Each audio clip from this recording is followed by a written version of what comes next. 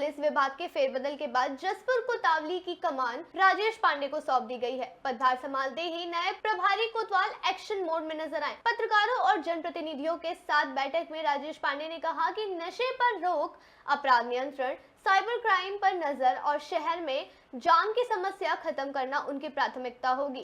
साथ ही देर रात तक खुले रहने वाली दुकानों और होटलों पर भी सख्ती की बात कही गई है। इस दौरान व्यापार मंडल प्रधान संघ और रिटायर्ड आर्मी मैन संघ की ओर से भी नए प्रभावी कोतवाल का स्वागत और सम्मान किया गया। पुलिस ने जनता से सहयोग की अपील भी की। अपराधों की रोकथाम करना, यातायात व्यवस्था, कानून व्यवस्था को अच्छे से पालन करवाना, तो इसी के क्रम में श्रीमान वरिष्ठ पुलिस अधीक्षक महोदय जनपद उधम सिंह नगर महोदय के निर्देश थे कि आप अपराधों का पूरा कंट्रोल कीजिए, यातायात व्यवस्था, कानून व्यवस्था का पालन कराइए।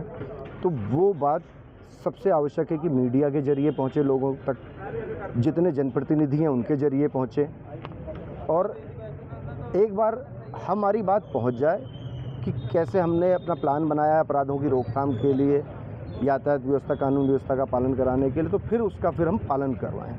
तो इसी क्रम में सबसे पहला तो काम होगा नशे पे, और नशे पे अगर हमने कंट्रोल कर लिया, चाहे वो किसी तरह का हो, ड्रग्स का हो, मादक पदार्थों का हो, शराब का हो, इस पर कड़ी कार्रवाई करेंगे तो आधा अपराध तो वैसे ही ख़त्म हो जाएगा। और जो ट्रैफिक की यहाँ जसपुर नगर के दृष्टिगत जो आवश्यकताएँ हैं, ई रिक्शा के लिए हम आज ही से आपने देखा होगा यहाँ हमने कई ई रिक्शा ला के चालान भी किए हैं, और ई रिक्शा को हम बिना ड्राइविंग लाइसेंस, बिना रजिस्ट्रेशन नंबर के नहीं चलने देंगे, और एक तरफ जाली रहेगी जिससे कि रॉन्ग साइड से कोई उतरे ना, और इनका एक रजिस्टर मेंटेन कर रहे हैं, इनको एक आई कार्ड देंगे।